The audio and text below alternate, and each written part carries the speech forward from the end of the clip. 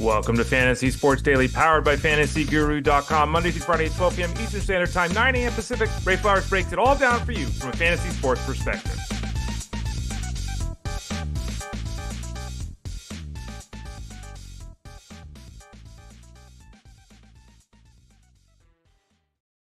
Hey there, everyone. Ray Flowers, FantasyGuru.com. How you doing today?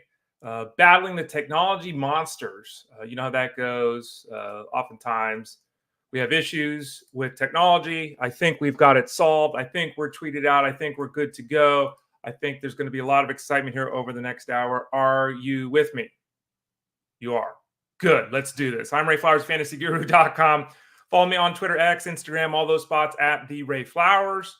You can have a conversation with me there, but I'm much better off than Discord over at FantasyGuru.com or here on the show. You know this. We talk about it every single day here on the show.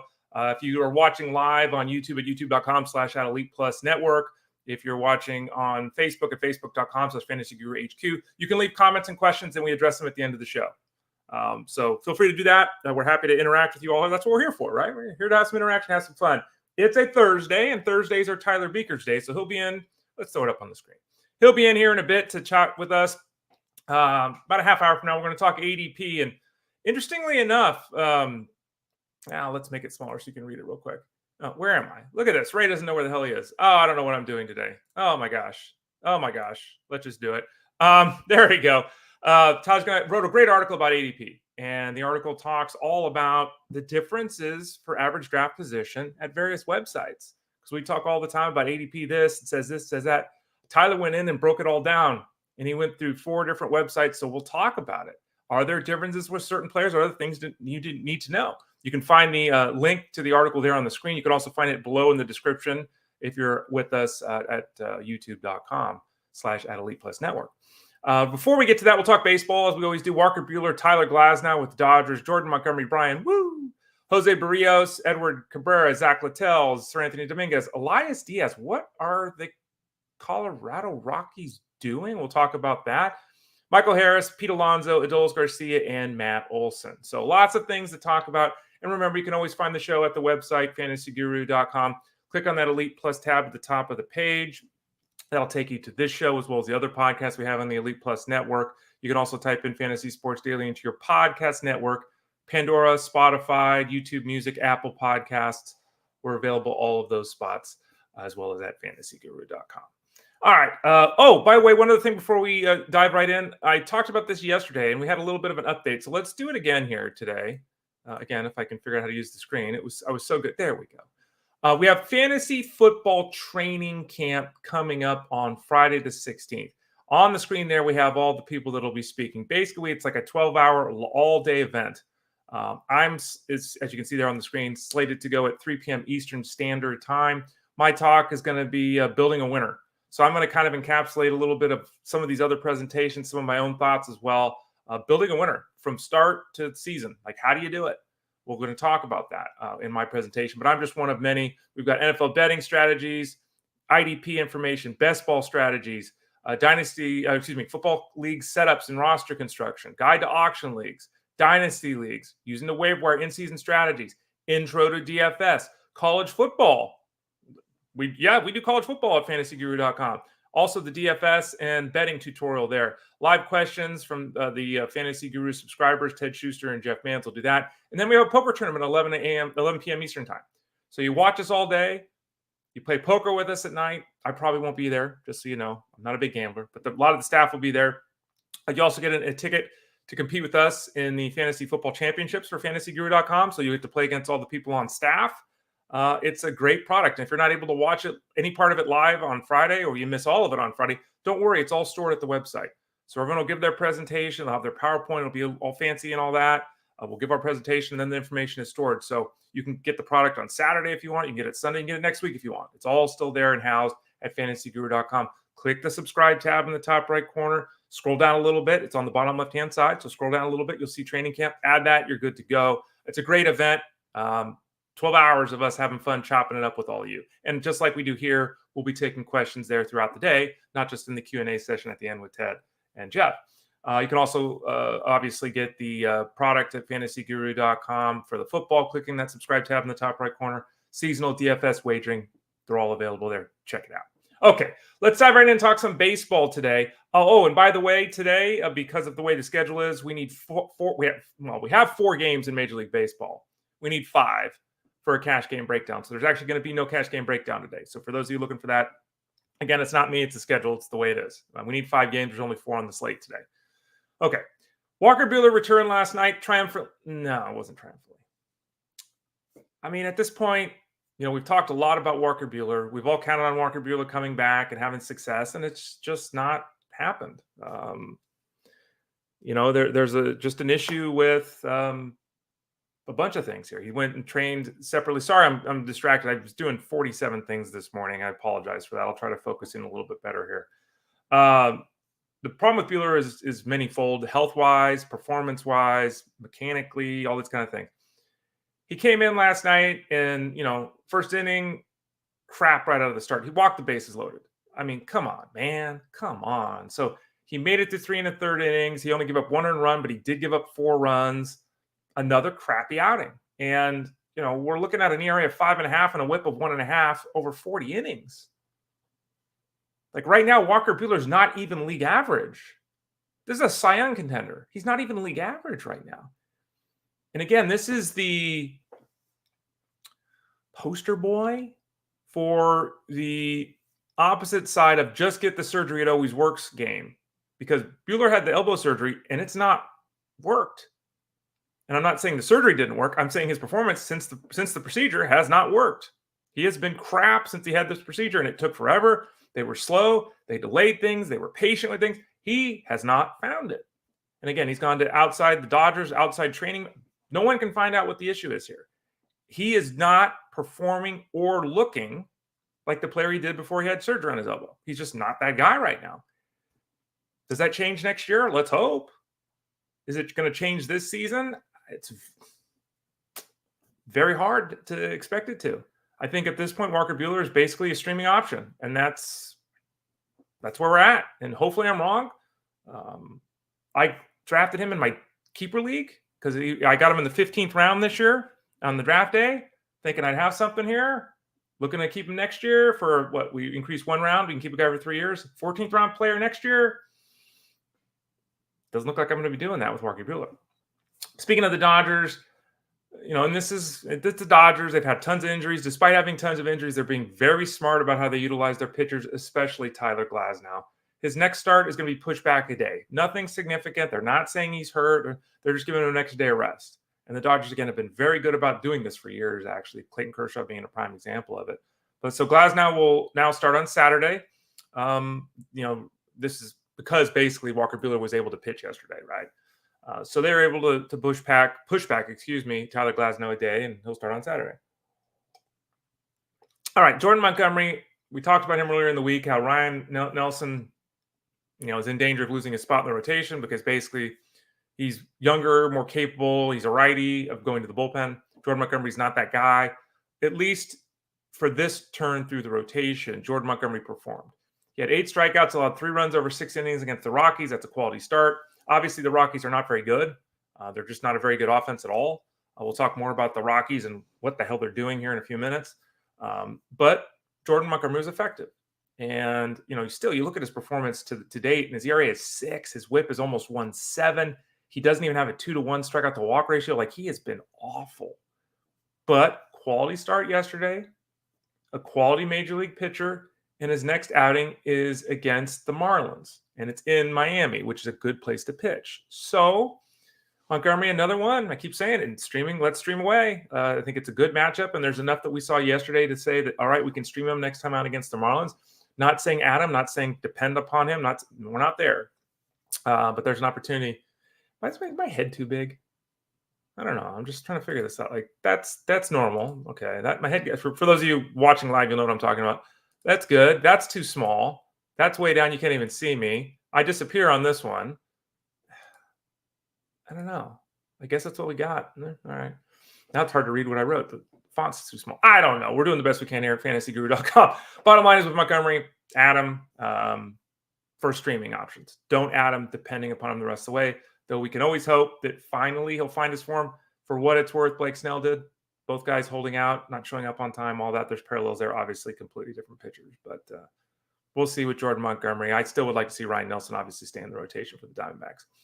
Bryan Woo, my breakout pitcher of the year, continues to, frankly, dominate. And it's not helping. He's thrown 75 innings, 74 and a third innings this year. So he clearly is not going to be the breakout pitcher of the year. We knew that months ago. But on a per inning basis, he has absolutely, without question, not only been the breakout pitcher of the year, he's been phenomenal. He had 7 innings last night of shutout baseball against the Tigers. That dropped his ERA to 2.06. That dropped his WHIP to 0.85. He's got almost 8 to 1. He's got an 8 to 1 strikeout to walk ratio. This dude has pitched as well as Tariq Skubal. Not with many strikeouts, but he's pitched as well as Tariq Skubal. He's only thrown 74 innings, though. So, we're in one of those scenarios where I was right about the call. Unfortunately, because of his health woes, it hasn't gotten to the level we had hoped. He faces the Dodgers next time out. That's a tough matchup. But again, he was dominant last night against the Tigers. Looked fantastic. Threw 61 strikes on his 85 pitches for 7 innings. The Mariners have been very cautious not to let him rack up high innings pitch totals. Luckily for us, he's not been a big strikeout guy this season, and he's also walked 7 walks. So he's been able to go 6 innings many times despite throwing 75 pitches or whatever. If they ever were able to confidently, let him throw 100 pitches, I think we could even get a hell of a lot more. But right now, he's living that fine line of, do we trust him every start? We're not sure. Did we trust him to throw more than 85 pitches? Not really. But, man, he's still really freaking good when he's out there. Difficult challenge next time up against the Dodgers. Jose Berrios, who was terrific to start the year on the outside. Beyond the outside numbers underneath, there were a lot of metrics that said, oh, boy, like this is not right? And we saw that regression hit him the last month. But now he's got a couple of solid outings in a row. And now he's kind of back on pace here, right? He allowed 1 run yesterday in a victory over the Angels. He faces the Reds next time out. That is not an easy lineup to pitch to, but at least it's in Toronto. So that's a better place, obviously, than Cincinnati to pitch. He threw 61 of his 84 pitches for strikes, almost the same thing as Bryan Woo. Basically gave up a solo home run. That was it. Only walked 1 guy. He looked really good. And if we pull back from the volatility with Berrios from start to start, his ERA is 3.85 and his WHIP is 1.18. I mean, what were you expecting? Like, that's right there with what we were expecting. The 116 strikeouts and 149 innings, that's low. And that was something that was creeping into his game last year.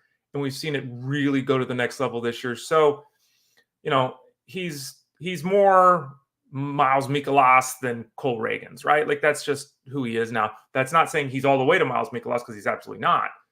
But he's, the lack of strikeouts and the lack of consistency, maybe that creeps in to become more of his game. But he's still, 30 years old? He's not old. He's very athletic. He's got great mechanics. I think they just need to fix the environment there in Toronto, right? But anyway, Berrios, I wouldn't confidently start him next time out against the Reds, but I would start him next time out against the Reds. Edward Cabrera. Do we start Edward Cabrera? The answer is no, we do not.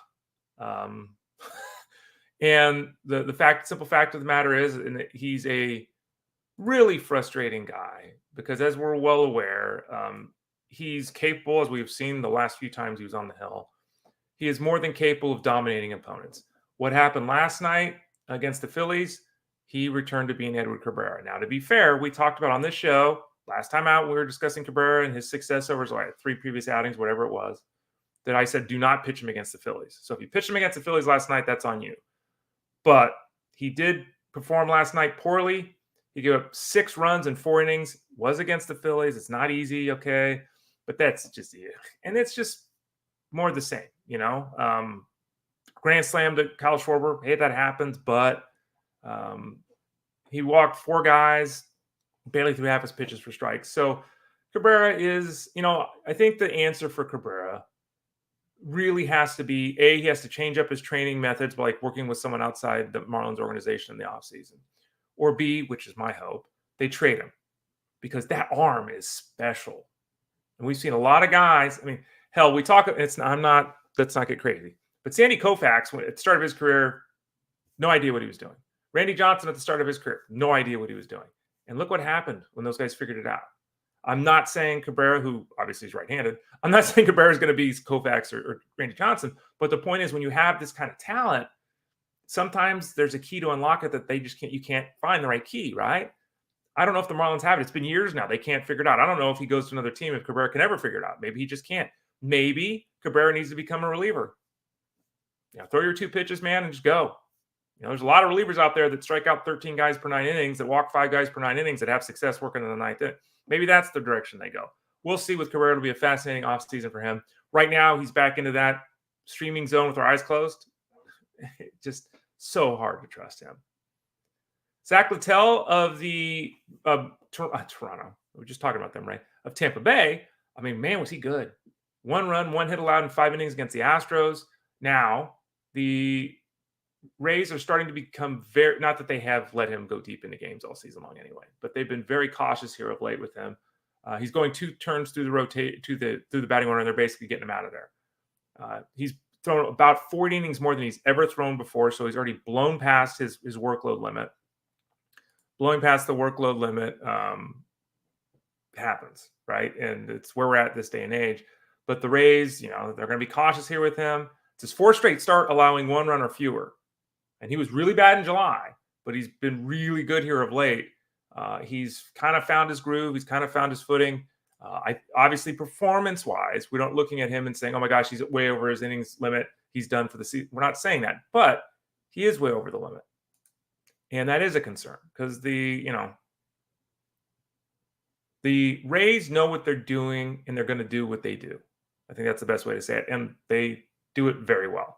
Do they take Rasmussen and make him a starter? We've talked about Rasmussen a little bit here. Ryan Pepiot should be back today, by the way. They've obviously welcomed back spring, so they've got the 5 guys going. Maybe they pull Littell out of the rotation. They go to Rasmussen at some point. Maybe they piggyback him. We'll see what they do. Littell's been very good. No one invested heavily, all that kind of stuff. But there are legitimate workload concerns here moving down the stretch with Littell, though he's pitching very well right now. Seranthony Dominguez got the save yesterday against the Nationals. And for those people that haven't been closely watching of late, the Orioles are not real happy with Craig Kimbrell right now. And this is kind of interesting because you would think Yonder Cano, who's been there for years and been so successful, would be the guy that would get elevated if they were going to move on from Kimbrell. It seems like it might be Dominguez at this point. That's very interesting because he was added recently in a trade. Not that Dominguez hasn't worked the 9th inning before. He has, but he does not have a long track record of working the 9th inning like Cano doesn't either. But that situation's in disarray at the moment. So if Dominguez is on your waiver wire, I think it's very solid to make the addition of Seranthony Dominguez and to avoid letting someone else get that potential 9th inning guy down the stretch here for the Orioles. We have seen at one point in time this season already Kimbrell lose the job and then regain it. So if I had Kimbrell, I wouldn't be dropping him at the moment. But maybe we'll get some clarity here in the next week or so to help us out down the stretch with the Orioles bullpen. All right, let's talk a little bit. And again, we're about 10 minutes away from talking Tyler Beaker with a lot of ADP stuff with football. What are the Rockies doing? I don't know what the Rockies are doing. I mean, let me take a sip of my drink here. Hold on a second. I don't think anyone really knows what the Rockies are doing. And this is not new. This has been going on for years. They've made a bunch of odd moves.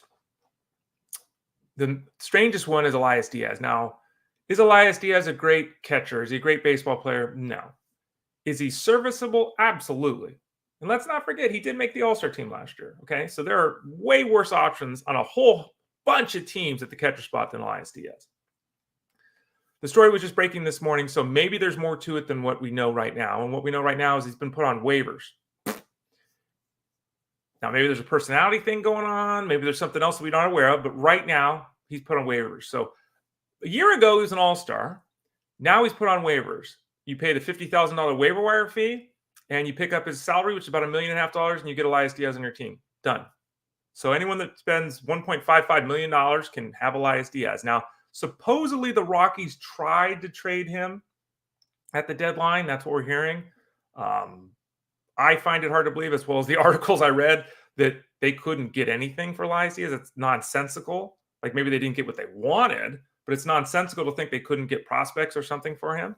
Now they're releasing him for nothing because he's a 5-year veteran. So if he passes through waivers and no one adds him, he can flip the bird to the Rockies and say, I want to be a free agent, and he's gone. So the Rockies are done. They've got nothing. They get nothing for him. They either have someone, pick up a salary or not, but that's it. They got nothing. Jacob Stallings and I guess Hunter Goodman will be their catchers right now. Goodman's not a good catcher, but he's got that powerful bat. That would be very interesting if he was catcher down the stretch here, because he could be a Shea Langoliers type of hitter, right? That's really what he can do.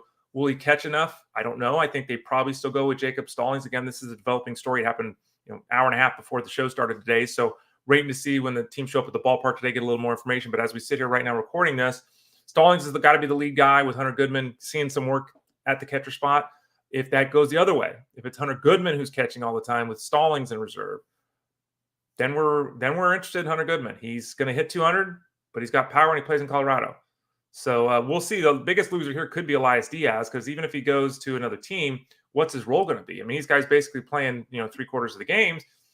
I'm in Tout Wars. I'm in second place still. I'm starting to fall further behind in second place. I don't know what's going to happen, folks. But what do I do at catcher? I'm in a 15-team 2-catcher league.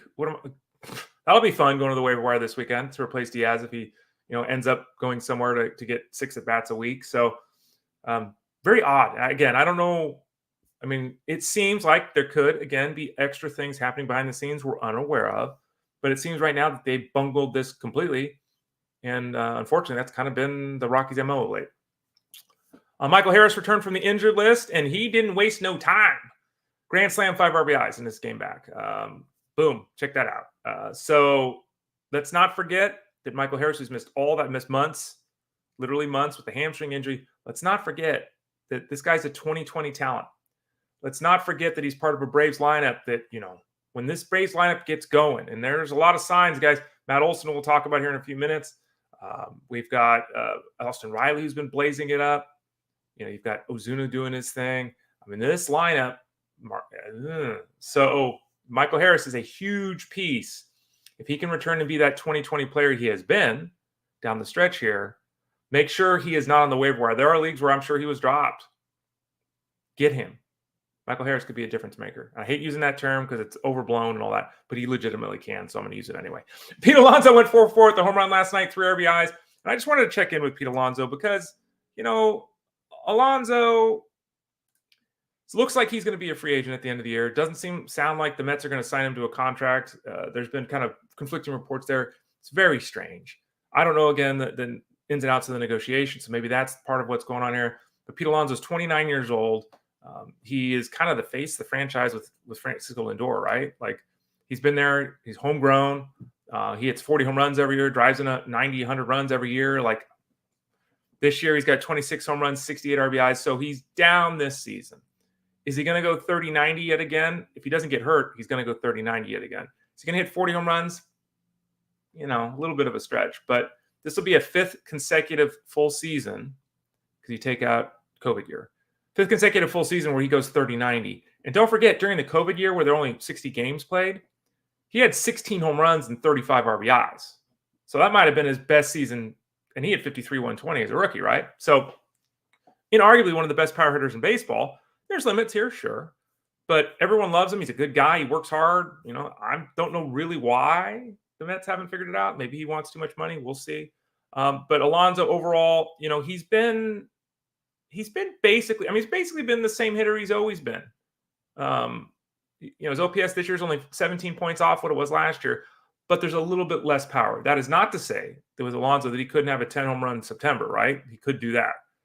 So we'll see, but just one of the better, more consistent guys, even if he's not always sexy in the fantasy space. Now, Adolis Garcia used to be sexy. He's a good-looking dude. He's got muscles. Used to be sexy, used to run with the power. We've talked a lot about him here on the show. We've written in-depth articles over at fantasyguru.com talking about things. August is starting to turn around, okay? He had last night 3 hits. 2 of those hits were home runs. He's now batting cleanup again for the Rangers. And it's a small sample size, and after 3 months of pretty crappy performance, you can't get overly excited about 12 days. But he is Adolis Garcia. It is a good place to hit. The Rangers do have tons of weapons on the offensive side of things. Corey Seager continues to get it done. Maybe Wyatt Langford, who had a big night last night, maybe he starts to get going, right? Nathaniel Lowe's a tough out. I start putting these guys together. Adolis Garcia, he's up to 20 home runs as well. And, wouldn't it be something if he ended up with 30 home runs this year still? So we'll see the final 6 weeks with him. There are small signs of a full turnaround for Adolis Garcia. As I've said all along, if you've had Garcia, it's been rough. Hopefully you didn't move on from him. If you're interested in making a trade, if you can still do that in your leagues to get him, you could probably still get him on the cheaper side of things. Maybe last night changed it because he hit 2 home runs. But Adolis Garcia is certainly trending up. And there was some small hope that the guy we expected on draft day will be the guy we see the rest of the way. Overall, the data is still, but heck, it's still Adolis Garcia and he's tremendously talented. It's kind of like Luis Robert, who we talked about yesterday. It's like, well, yeah, but. Scott Service, and we talk about some injury issues here. Scott Service talked about Julio Rodriguez, who was removed from the game again last night with his ankle issue. The manager said that they don't believe the injury is serious. He tweaked his ankle during an at-bat in the 8th inning. Rodriguez after the game says he's okay. The manager after the game says he's okay. But I think we're in that zone, and we've seen Rodriguez, I think, come back a little sooner than we anticipated. I think that we have to, at this point in time, say, look, the Mariners are just trying to get him healthy, A, get his bat in the lineup, B, and we can't expect the wheels to be there for them from a running standpoint in the fantasy space. And that drastically changes his outlook, right? It would change any player's outlook. But I think at this point, Julio Rodriguez has got to be looked at as a guy that's not really going to help you in the steals column. And if you're in a roto league, that's okay. If you're in a head-to-head league, that's tough because those 3 steals a week, 2 steals a week, even the 1 steal a week, it helps, right? I just don't know if we're there. It doesn't sound like he's going to go back to the injured list. However, even if they're DHing him, you have to wonder if he sits out a day or two because, you can't. This is an ankle injury. We know how this is. We've all had ankle sprains at some point. You come back, you tweak it again. It never goes away. Then instead of waiting 3 weeks, it takes 6 weeks to heal. So they'll be very cautious here. But good news, he does not appear to be injured at this point in time. By the way, I forgot to talk about Matt Olson. Let's go back there real quickly. Home run last night, 3 runs scored for Matt Olson. Matt Olson, who kind of like Adolis Garcia and kind of like Luis Robert in some respects, has just not done it. But look at this. He's got 4 home runs now his last 5 games. He's got, what does he got? Let me pull this up real quick if I can figure out how to use my keyboard, which apparently is vexing me this morning. I know, I'm having a tough day. It's not even been a long day. I'm having a tough day. 8 home runs his last 78 plate appearances. He's got a 4.13 WOBA in that time. I mean, this is what, over 2.5 weeks? He's starting to hit. And it's the strikeout rate's still there. It's 30%. That's not ideal. But the power bat is coming along for Matt Olson, and he certainly looks like another one of these Braves who's starting to round into form here as we get down the stretch. 2 more names to talk about with that Braves team before we go to Tyler Beaker. First of them, Reynaldo Lopez. He's expected to join the Braves rotation or rejoin the Braves rotation next Tuesday, coming back from that forearm issue. Now he's set to face the Phillies. I want nothing to do with a guy coming back from an injury in his first start facing the Phillies. He's been out for, been on a couple of weeks here with the forearm issue. They're calling it minor. Obviously, he pitched in the minor leagues. Obviously, he's coming back here pretty quickly, so it does not appear structurally anything is going on. But I still would be very reluctant to use Reynaldo Lopez in any scenario next week because of that matchup with the Phillies. And his teammate Jorge Soler, the leadoff hitter of the Braves, he's going to get an MRI today. He tweaked his hamstring, and we'll see. And I didn't sense alarm with the Braves with Jorge Soler, but when you go for an MRI, there's obviously concern. So lots of things changing here. We'll have to see if Soler can stay healthy and what the batting order ultimately plays out as with the return of Michael Harris as well. So I'll have a Rays Ramblings piece talking a lot more about baseball today over at fantasyguru.com. So don't forget, you can check that out all day long over at FG. I'll be in the Discord room answering comments, questions, all that kind of good stuff. But you've heard of me talk for a while here, and I got a lot to say, but there's another guy that's got a lot to say, and his stuff is probably even better than some of my stuff. And in fact, in this instance, I'm sure it is, because he spent an awful lot of time doing something that is really important, and that is we talk about ADP all the time. All of us talk about ADP, and we throw it out there, and we almost always define it. Oh, we're at Underdog, or we're at the NFFC, or we're using ESPN or whatever. But rarely do you see somebody who looks at it in total, right? And if you're watching the show right now, by the way, in the link below on YouTube, you can find the link to the article that we're going to discuss with our man, Tyler Buecher. So let's bring Tyler in. Tyler Buecher of FantasyGuru.com. Tyler wrote this huge article comparing ADP at ESPN, Yahoo, CBS, and NFL.com. And we're going to explore it with him here today. How you doing, Tyler? Doing great, Ray. Thank you for the shout out. It's actually centered around our conversation last week where we were talking about several different players that had some staggering ADP differences from site to site to site. So I wanted to basically just analyze that across the entire league to figure out which players had exploitable ADPs depending on websites and which players had players to fade based on lofty ADPs. We can enter a draft with certain plans, but when our opponents are drafting players 3 rounds above where we expect them to, we need to alter them. Adversely, if we've got a player that's going super late in drafts, we can afford to run the risk of waiting an extra round to select these guys, knowing they'll likely be there 1 round later. So it was a really fun article to write. Appreciate you giving it a shout out. Yeah, for sure. And I appreciate you giving me a shout out in the show, a shout out in the article. I did see that as well. So thank you for that. So again, the link's below. You can find it there. Exploiting ADP values in home leagues is the title of the piece. And well, again, Yahoo, ESPN, CBS, and NFL.com. Tyler went through all the positions, and there's graphs here. So he lists what guys ranked at each spot, all that kind of stuff. And I wanted to start out the quarterback position. Amongst the guys that you profiled, is there a quarterback that had a really wild divergence in terms of high on this site, low on this site? Because we tend to think there's kind of buckets of players on drafts, and everyone drafts the same way, and they don't. What about the quarterback position? Who had the widest up and down situation going on there? Yeah, 2 players really stood out at the quarterback position. The first being Jayden Daniels, the rookie for Washington. There's nearly a 30-pick difference of him between CBS, where he went 109th overall, versus Yahoo, where he went 81st overall. And I don't want to be really rude or anything, but CBS generally caters to an older crowd. I'll just say that. So 2 things here. I think they're generally in the need to see it first bucket.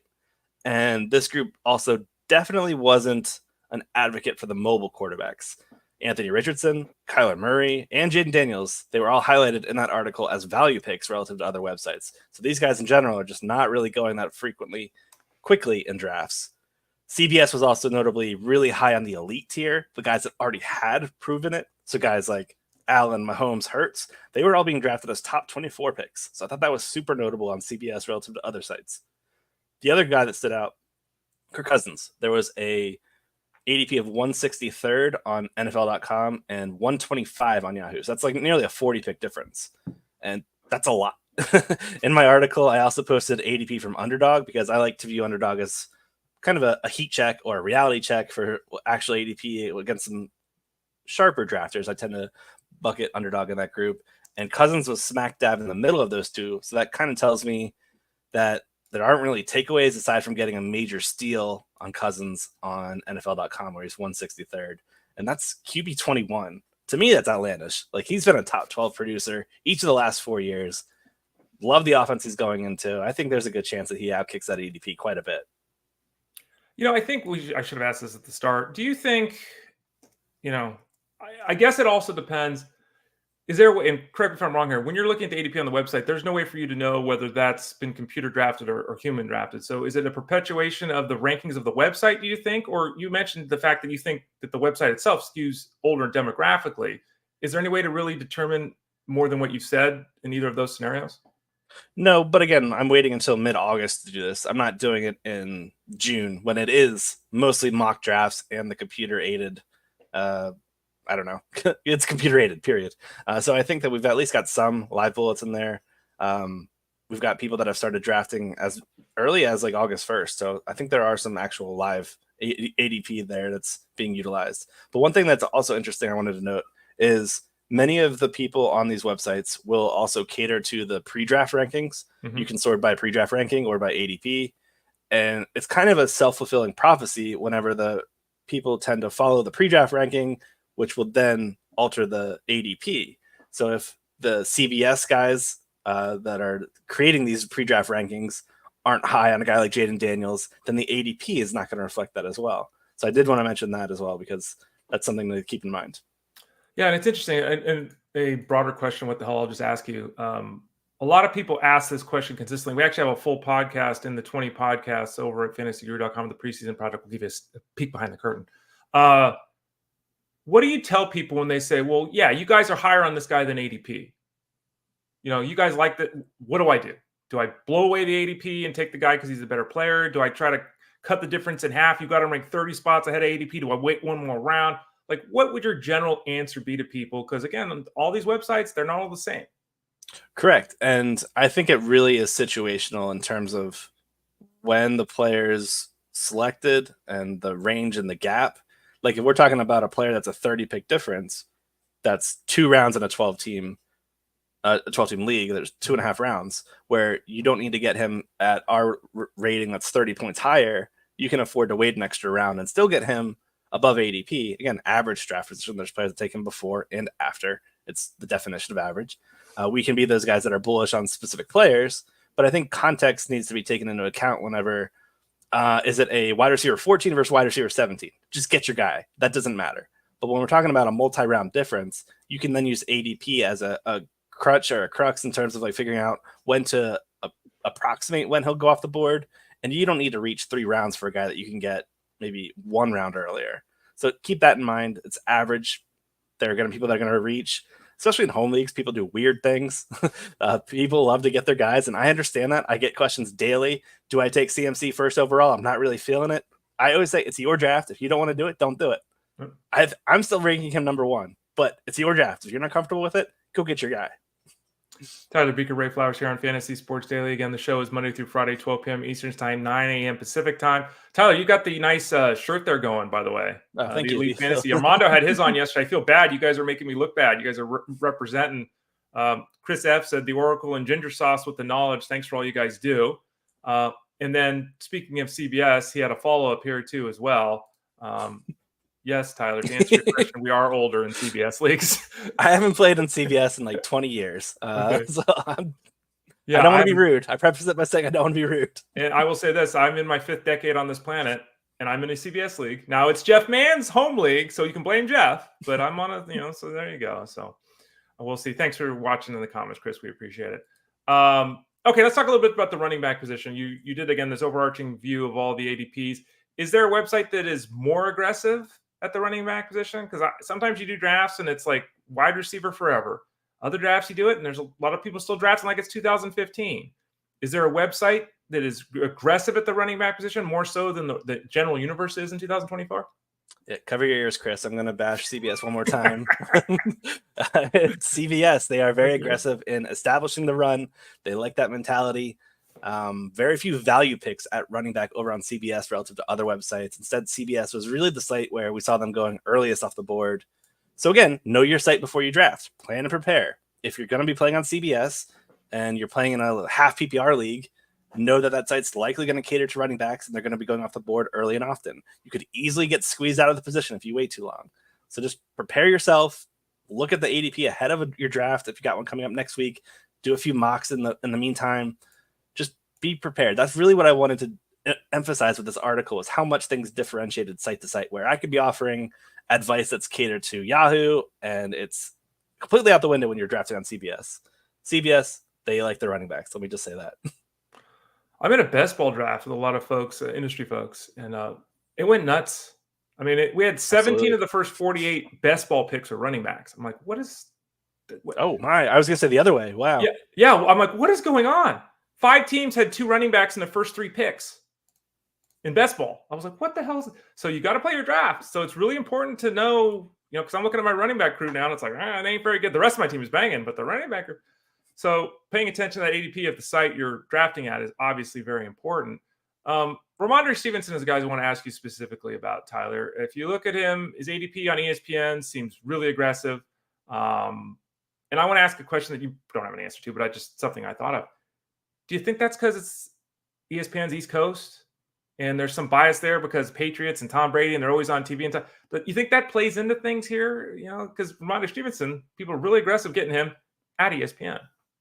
Well, I will say Mike Klye does their rankings over at ESPN, and he's a Pennsylvania dude. So I do not believe it's a New England-based coast bias, but maybe some East Coast bias is still playing into some degree. You mentioned ESPN. Yeah, he's 58th overall there, 78th on NFL.com. So it's almost 2 full rounds you get there in terms of discount.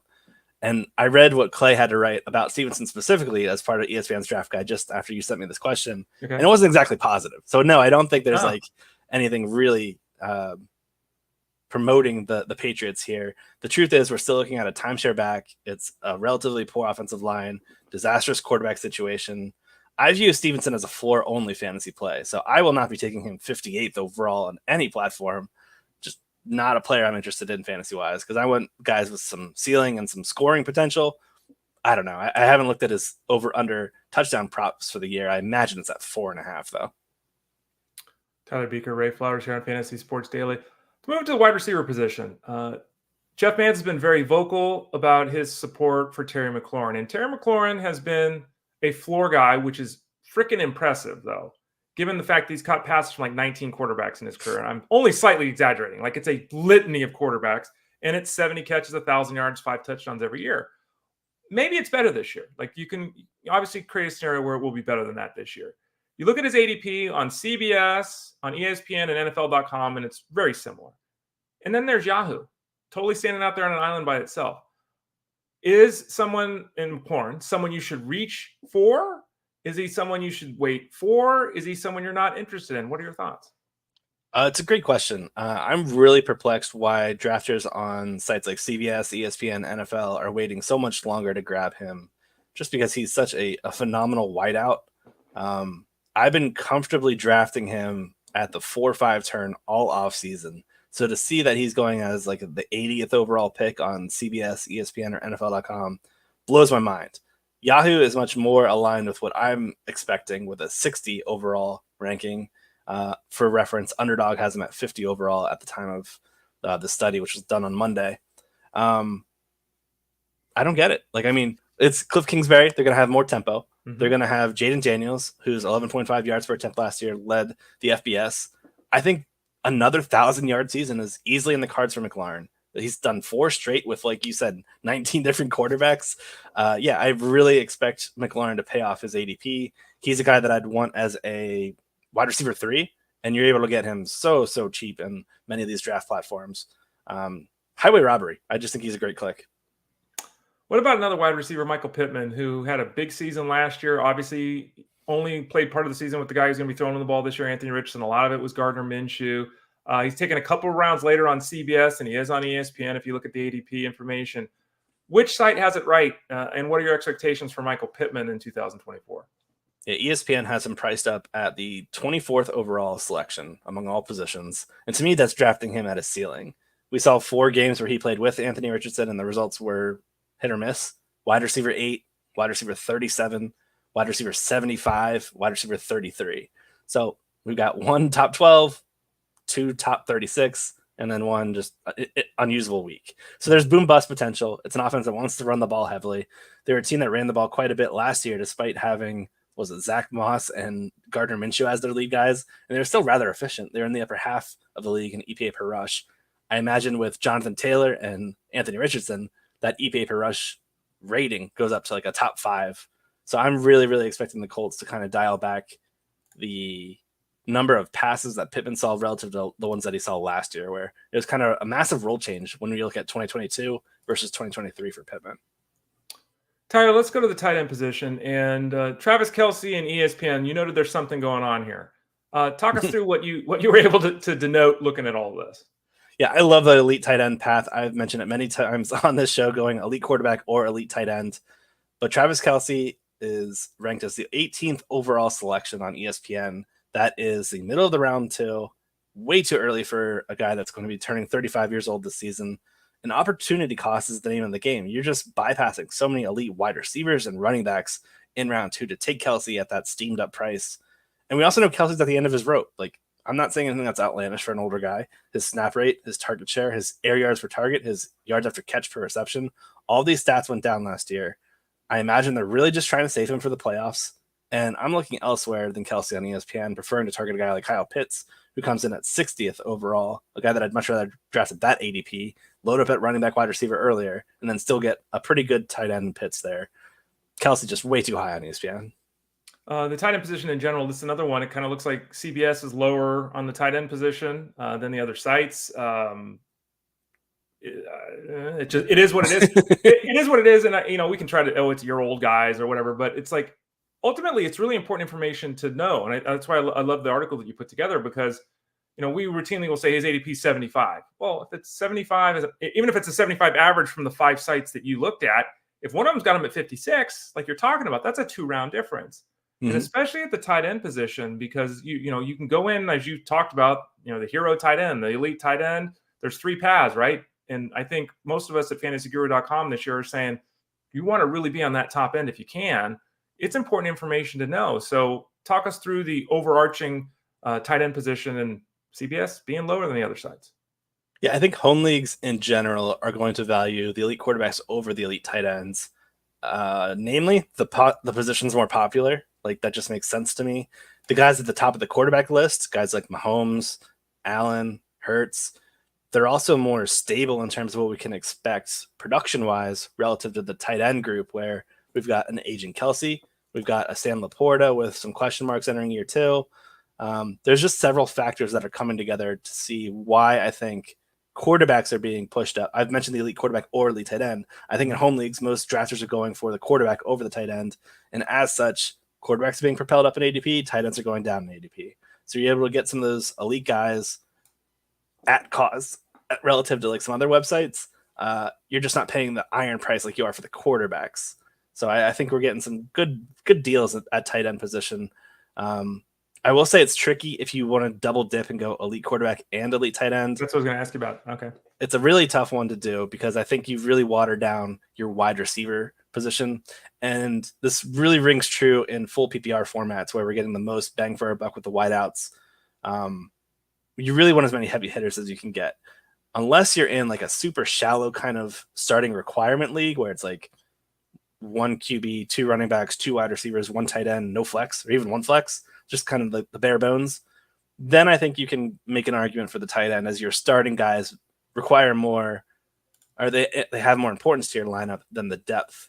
But if you're in a league that gets as many as 4 wideouts, including the flex in terms of starting position, you should hammer that wide receiver position early and often because the elite guys dry up in terms of ADP. By the time we hit round 7, 8, 9, we're looking at mostly running backs, quarterbacks, and tight ends.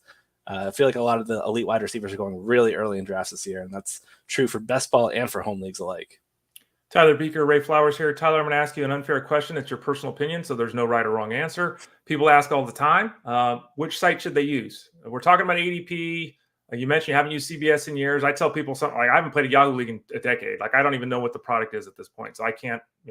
People always ask, do you like one versus the other? To me, I think almost every provider has something I like and something I don't like. I don't think there's one place that I look at the whole thing. I'm like, yeah, that's great. Either the waivers is messed up or the draft room is, it's always something. Do you have a site? And again, we're not getting paid for this. I'm just asking Tyler's personal opinion. Do you have a site that you prefer over the others? Honestly, no. Like I feel like there is some greatness to some, and there's some weaknesses that are often carried over from site to site. There's no real like home run winner to me. No, I don't really have one. I play my home league on Yahoo. I play my home dynasty league on my fantasy league, but that's really it in terms of leagues where I'm a commissioner. Excuse me. But I don't have anything great to say about any of these things. Like there's drawbacks to each one. I think they're all quality. They're just not. Listen, okay. The fantasy football is such a huge market. I just don't understand how these apps are just not top tier, elite level performances. It baffles me. There's clearly a need for some improvement here. Maybe I'm going to start learning how to code and develop some stuff in the off season next year to try to help improve this. I think all of us kind of say the same thing too, right? And so maybe you're right. Maybe we just got to do it now. We don't know how to do it, but we'll figure it out. Ray Flower, what are you working on over at fantasyguru.com? What is the next endeavor that you're working with, Tyler? Well, we have our training camp coming up tomorrow on Friday. I will be presenting at 11 a.m. doing a presentation on the best ball format. Really excited about that. Have looked at some top 50 scores over the last 2 years in Drafters Best Ball Championship. Want to dive into that, trying to figure out what we can learn and apply to this year's draft, which is only about 35% filled. And it's middle of August, guys. We've got about 3 weeks left. I don't think this thing's going to fill at all. So there will be some overlay, which means less competition, easier payouts for you guys. Highly recommend getting into that. And I'm also going to work on our slot wide receiver grid. It's something that we add to our draft guide every single year, usually looking at how the percentage of team targets that go to the slot, so we know how involved the slot wide receivers are, who's in line for the slot wide receiver 1 position and the slot wide receiver 2 position as their backup. So I'll have that on the site shortly as well. Other than that, just updating best ball ranks, updating my auction draft book, plenty of stuff. We're in the middle of it right now, middle of August. As Tyler mentioned, you can see on the screen there, drafters.com. Go over there, sign up. If you've never used the product before, use the promo code ELITE. That gets you 100% deposit match. If you have used drafters.com previously, use the code ELITE10. That gets you a 10% match. Tyler also mentioned, as he said there, sorry, Tyler, I'm in yellow. I'm the host here, so I made it all about me. I'm at 3 o'clock Eastern on Friday with the training camp. Tyler's on at 11 o'clock Eastern. The whole crew, as we talked about earlier, giving presentations all day. There'll be a poker game at the end of the night. There'll be the ability for all of you to join staff leagues against all of us. You can go to fantasyguru.com, click that subscribe tab in the top right corner, scroll down in the bottom left, and you'll find that training camp section there to get involved. Tyler, thanks for your time today. We really appreciate it. We'll talk to you again next Thursday. We'll look forward to all your great work over at fantasyguru.com, and we'll catch you up in Discord. All right, sounds good. Thanks for having me, Ray. You got it. Tyler Beaker of fantasyguru.com every Thursday here at about 12:30 p.m. Eastern Standard Time. All right, a few more minutes left here in the show as we shut things down. Let's take a look and see if there's any questions that need to be answered. There's just a bunch of nice people. Chris saying nice things. Tony saying nice things. Yeah, Tony, again, to reiterate, we need 5 games for a cash game breakdown. There's only 4 games today, so there will be no cash game breakdown today. Sorry about that. I didn't make the schedule up. So there you go. Tyler, again, talked about all his great work. Head over to fantasyguru.com to find his work and the whole crew. Click that subscribe tab in the top right corner. Get the football seasonal product. Get the football wagering product. Get the football DFS product. Get all 3, folks. Put them all together. Bundle them up. Hit support at fantasyguru.com. That email is support at fantasyguru.com if you want to do something exotic. If you want to get the baseball DFS the rest of the season, the baseball wagering the rest of the season, support at fantasyguru.com. This is Fantasy Sports Daily. It's a free show. Tell a friend. You can listen to us in podcast form. You can catch us on Facebook, on Twitter X, at Fantasy Guru site, on YouTube as well. Hope you're enjoying the show. Monday through Friday here at 12 o'clock Eastern Standard Time, 9 a.m. Pacific. We rock and roll. First half hour is always baseball. Second half hour is usually football. We're here to help you out. Leave those comments, questions, all that kind of stuff. We get to them at the end of the show. So thanks for being with me today. We'll be back tomorrow. It's Friday, so tomorrow is Russell Klye. So he'll jump in about 12:30 Eastern Time to talk some football with us today. I want to thank Tyler Beaker for Tyler. I am Ray Flowers. We're both from fantasyguru.com. This has been Fantasy Sports Daily, powered by that website, fantasyguru.com. Talk to you soon.